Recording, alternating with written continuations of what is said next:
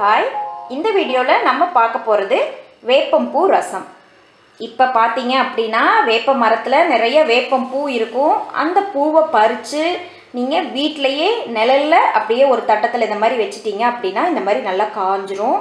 இதை நம்ம 1 வருஷம் வரைக்கும் ஸ்டோர் பண்ணி வச்சுக்கலாம், ஒன்றும் ஆகாது. இப்போ இந்த ரசம் வைக்கிறது எப்படி அப்படின்னு பார்க்கலாம். அதுக்கு வேப்பம்பூ வேணும். அடுத்தது 1 ஸ்பூன் அளவுக்கு சீரகம், கொஞ்சமாக 1/2 டீஸ்பூன் அளவுக்கு மிளகு, ஒரே ஒரு வரமிளகா, தாளிக்கிறதுக்கு கொஞ்சமாக கருவேப்பிலை, 4 பல்லு பூண்டு, அதுக்கப்புறம் எண்ணெய் கொஞ்சம், கடுகு, உப்பு, புளி கரைசல்.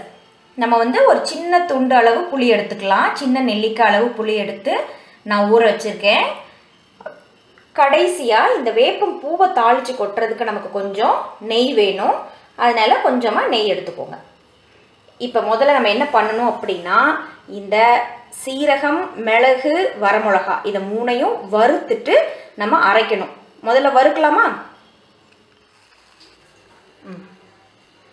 இப்போ கொஞ்சம் எண்ணெய் விட்டுக்கலாம். எண்ணெய் விட்டு மிளகு,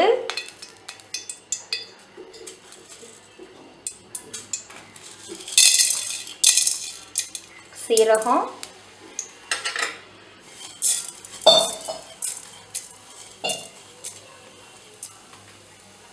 வரமிளகா இதை 3ஐயும் சிம்மில் வச்சு சும்மா ஒரு 2 நிமிஷம் வறுத்தோம் அப்படின்னா போதும். வறுத்துக்கலாம். ரொம்ப நேரம் வதக்கக்கூடாது, கொஞ்சம் நேரம் வதங்கினா போதும், கருகிரும். இப்போ இதை நம்ம வறுத்துட்டோம். அடுத்தது இது கூட நம்ம என்ன பண்ண போகிறோம், அடுப்பை ஆஃப் பண்ணிடலாம். இப்போ நம்ம மிளகு, சீரகம், வரமிளகாயை வறுத்துட்டோம். இது கூட 2 கருவேப்பிலை வச்சுட்டு நம்மளுடைய 4 பல்லு பூண்டு இதை வச்சு இப்போ நல்லா அரைச்சிட்டு வந்துடலாம். வறுத்ததெல்லாம் ஆறிட்டுருக்கு. அந்த கேப்பில் நம்ம புளி கரைசல் ரெடி பண்ணிடலாம். புளி கூட ஒரே ஒரு சின்ன தக்காளி, இந்த சைஸ் தக்காளி ஒன்று இருந்தால் போதும். இந்த தக்காளி போட்டு புளியையும் தக்காளியும் கரைச்சி எடுத்து வச்சுருக்கு. தக்காளி போடணும் அப்படிங்கிற நான் சொல்ல மறந்துட்டேன். சின்ன தக்காளியாக 1 இருந்தால் போதும். கொஞ்சமாக நாட்டு சக்கரை எடுத்து வச்சுக்கோங்க. அடுத்தது நெய்யில் இந்த வேப்பம் பூவை நான் வறுத்து எடுத்து வச்சாச்சு. இப்போ நம்ம அதை அரைச்சிட்டு வந்தோம் அப்படின்னா ரசம் செய்ய ஆரம்பிக்கலாம்.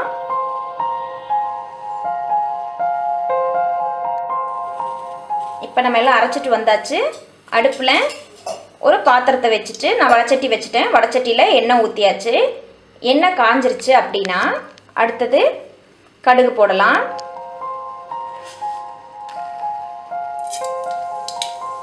கடுகு வெடிச்சதுக்கப்புறம் கருவேப்பிலை போடுங்க.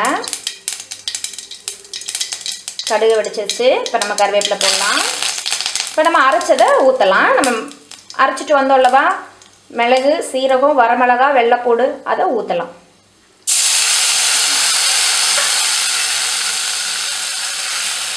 இப்போ அப்படியே நீங்கள் புளி கரைசலை ஊற்றிடுங்க.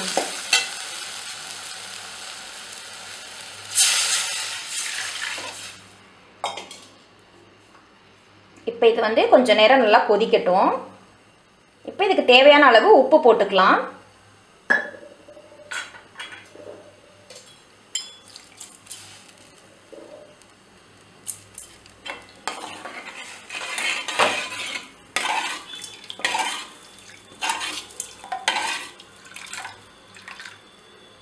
இப்போ உப்பு சரியாக இருக்கான்னு பார்க்கலாம். உப்பு, புளிப்பு எல்லாம் சரியாக இருக்கான்னு பார்க்கணும். பத்தலை அப்படின்னா நீங்கள் மறுபடியும் உப்பு சேர்த்துக்கோங்க.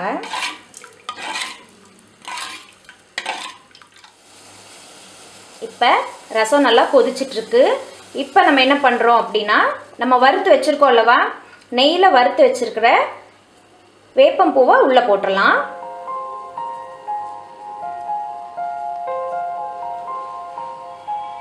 அடுத்தது இது கூட கொஞ்சமாக ஒரு டீஸ்பூன் கொஞ்சமாக நீங்கள் என்ன பண்ணுங்கள், நாட்டு சக்கரை சேர்த்துக்கோங்க.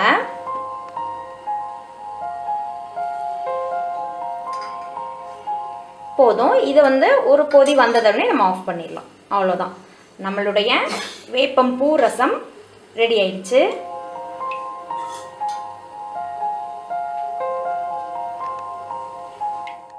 இப்போ நம்மளுடைய வேப்பம்பூ ரசம் ரெடி ஆயிடுச்சு. இந்த வேப்பம்பூ ரசம் கசக்காது. கசப்பு வந்து ரொம்ப கம்மியாக தான் தெரியும். இந்த கசப்பு தெரியாமல் இருக்கிறதுக்காக நம்ம என்னென்னலாம் சேர்த்துருக்கோம்? இனிப்புக்காக கொஞ்சம் நாட்டு சர்க்கரை சேர்த்துருக்கோம். அதே மாதிரி புளிப்பு, காரம், உப்பு, உவர்ப்புக்கு உப்பு எல்லாமே இருக்குது. 6 சுவைகளில் கிட்டத்தட்ட 5 சுவைகள் கொண்ட ஆரோக்கியமான வேப்பம்பூ ரசம் ரெடி ஆயிடுச்சு. இப்போ வேப்ப மரங்களில் பார்த்தீங்க அப்படின்னா இந்த வேப்பம்பூ இருக்கும். இந்த வேப்பம்பூவை நீங்கள் பறித்து இந்த மாதிரி வீட்டிலையே நிழலில் ஒரு பிளேட்டில் போட்டு நல்லா ஒரு 2 நாள் 3 நாள் இப்படி காய வச்சிங்க அப்படின்னா கிட்டத்தட்ட 1 வீக் நீங்கள் காய வச்சிட்டிங்க அப்படின்னா நீங்கள் 1 வருஷம் வரைக்கும் அதை ஸ்டோர் பண்ணி வச்சுக்கலாம். வாரத்துக்கு ஒரு முறை நீங்கள் கண்டிப்பாக வீட்டில் இந்த வேப்பம்பூ ரசம் செஞ்சு சாப்பிடுங்க. செஞ்சு பார்த்துட்டு அரண் தமிழ் சேனலுக்கு கமெண்ட் பண்ணுங்கள்.